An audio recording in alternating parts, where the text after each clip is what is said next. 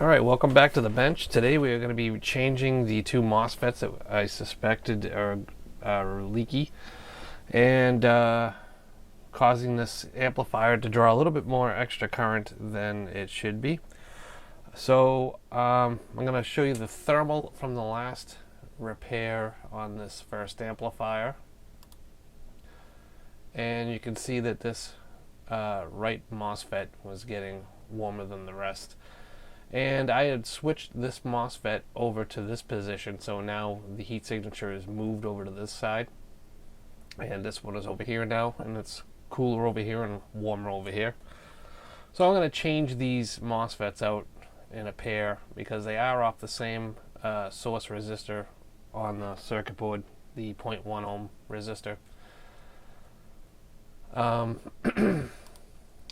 Yeah, so this is going to be relatively a quick change. I'm not going to really clean up the area and put the transistors down on the new heatsink compound. I'm going to put a little extra on there, but I'm not going to clean it up and do it permanently until I test it. And then once I find that that's the problem, then I'll take it back up and clean it and properly do it. But I just want to make sure that this is the issue. So I'm going to hook up my ESD. And we'll go to the microscope. Let's see if I can find those. So this is the one that I suspect is pretty leaky. But we're going to change these out in a pair. I have two new IRF 540s. And I had hooked this up to my tester, and they seem to be very close in turn-on voltage. So I went through the whole bag and found the two closest that I could find.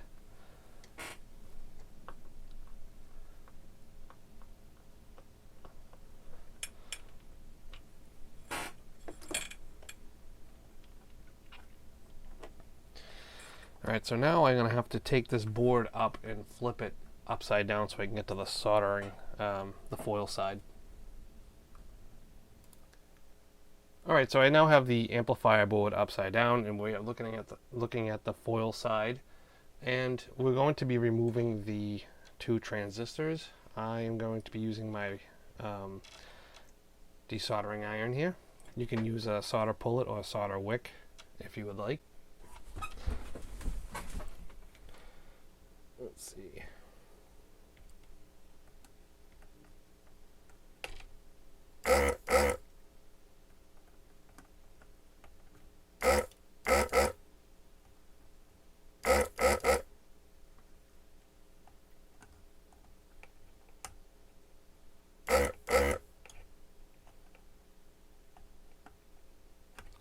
It's hard to do this while you're looking through this microscope. It just wants to get in the way. But since I'm trying to film this for you guys, it makes it a little easier that way, in that respect.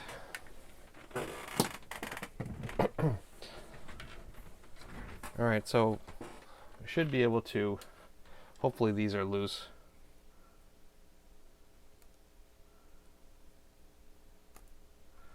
And they are, they seem to be.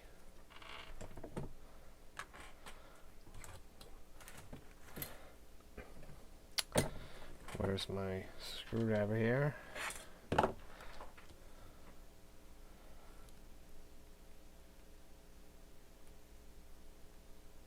Yeah, appear to be loose. Yep. Okay. We want to make sure that none are hanging on. And we'll flip this back up, upside down.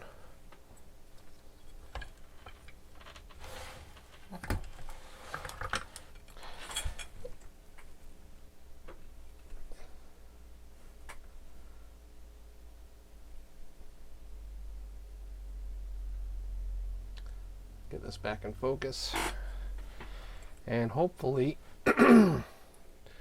We can pull these up. Now what I want to do is I just want to kind of keep these micas down and pull the transistor up.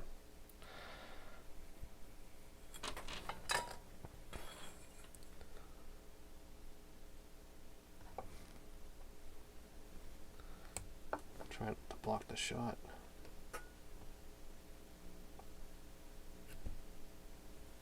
Okay, that's one.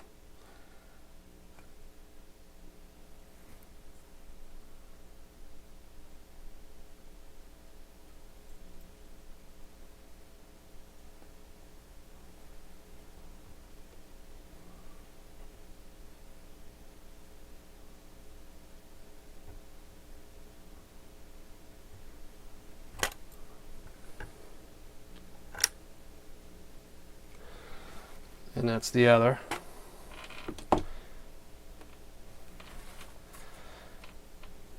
So what I am going to do here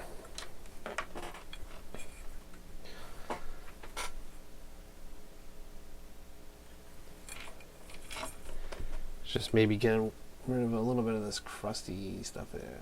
Like I said, just temporarily I am going to just put a dab of heat sink compound down and strap the new parts in just to see if this is the problem.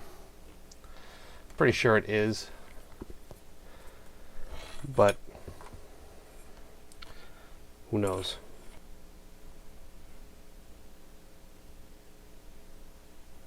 And I will bend there.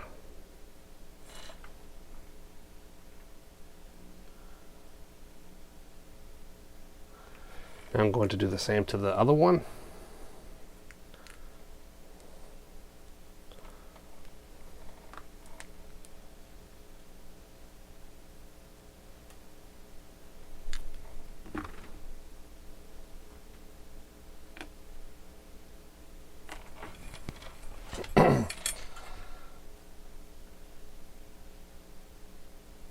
Now hopefully we get roughly in the same spot. I'm just going to put a dab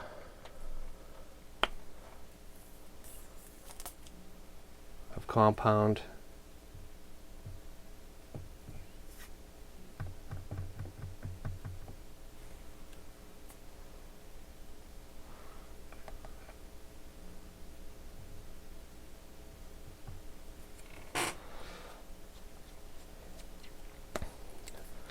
down on top of the micas. And we're going to see if we can get these in here.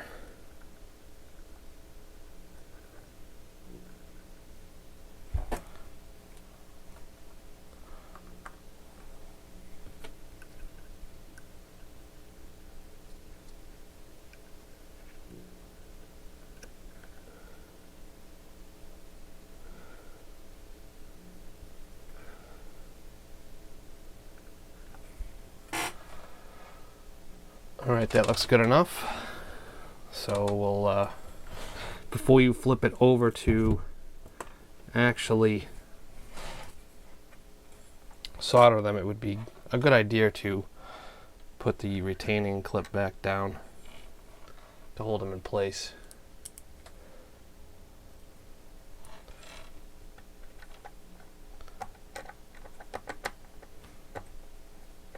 Whoops. That's what I get for looking at the monitor and not my work. All right, let's see.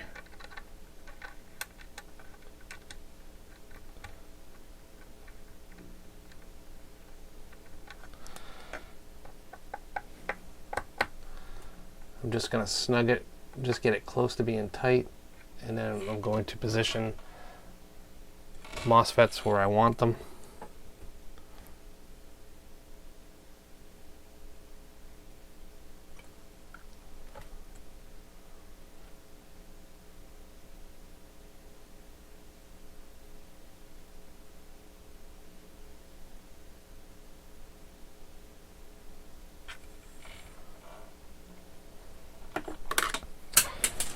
And we will snug this up.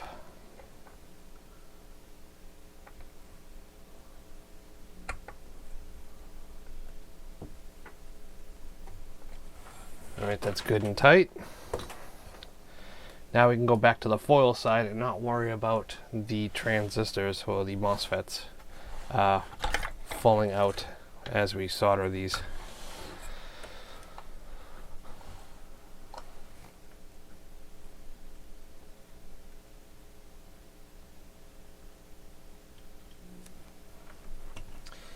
Alright, so I'm going to put a little flux on these.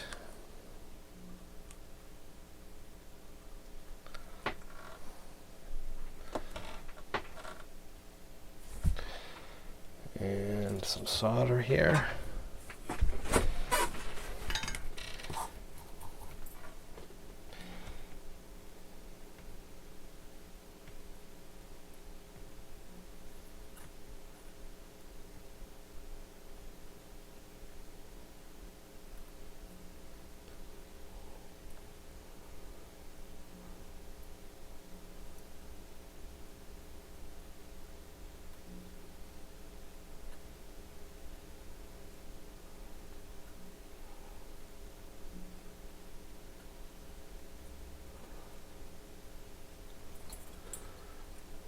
Good, we'll move over here to the other one.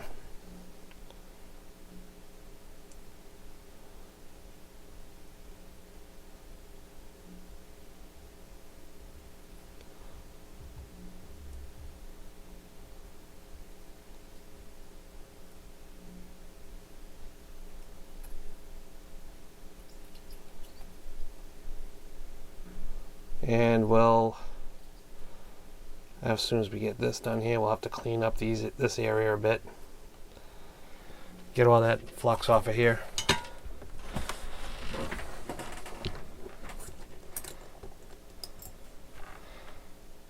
And we'll have to clip these leads down too.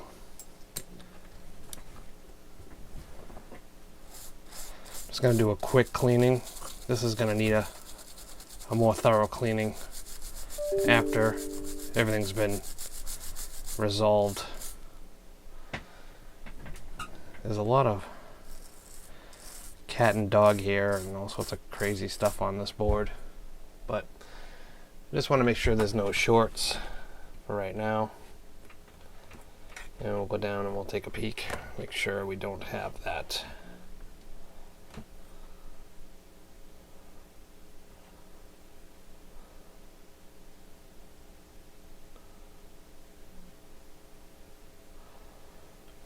We'll get the meter.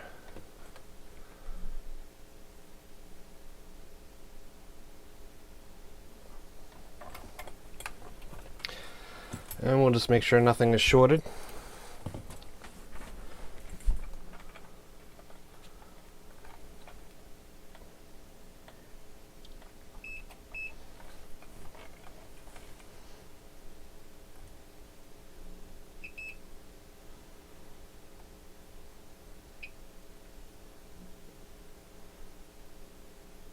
There's a lot of see, this is actually a really good joint. It's just covered in crap. Okay, nothing there.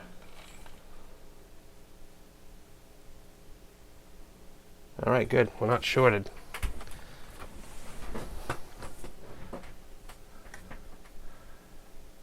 So once I clean that up, they'll be nice and shiny. All right, so I'm going to hook the amplifier back up, and we'll do another thermal read and see how it looks. All right, so now I've had this amplifier powered up, and I redid the idle adjustment. It's been powered up for about 20 minutes to a half an hour. The current has dropped on the idle current. We're back down to 1.75 amps from 3.8 amps. So definitely that those FETs were leaky and they were causing an issue. And I'm not feeling any extreme heat, or I'm not feeling a little bit. This side of the heatsink was getting slightly warm, and this side was cool. So I'm going to anticipate that the thermal is gonna validate that. This thing is invaluable when it comes to trying to find very slight temperature differences, because your hand, your finger, it can't differentiate slight temperatures. So we're going to go to the thermal here. We're going to see how this looks now compared to when we first powered it up. We're going to go to the channel that was good to begin with. And everything was nice and cool. Cool as ice. Well, maybe not that cool, but it's only roughly about 88, 89 degrees. Let's go over to the channel. Oh wow, we're not even getting any heat. Before, I mean, we were getting these things glowing a little bit. Now it's nice and calm. These FETs are happy. Let's go down to the end here where we had a problem. And right there, that's where we replaced the two FETs. And it's not even glowing at all. 88 degrees. And that's probably the room temperature in here. That is beautiful. And our power supply section is still warm, and that is normal. So yeah, let's go back here. And yeah, so I think this one's fixed. It's at the same state that the other one is at right now. I just have to wait for those 16 volt Zeners to come in to replace those, so the power supply is back up to spec. And after that, I'm just gonna load test these and ship them back off to my buddy and have him run them up on a set of woofers or something. I don't have as much as I used to when I was younger. I used to have a lot of this stuff to really beat this stuff up, but not really so much right now. So I hope you enjoyed this little series on these old school Mrv-1505s. Yeah, that's it. We'll see you in the next video.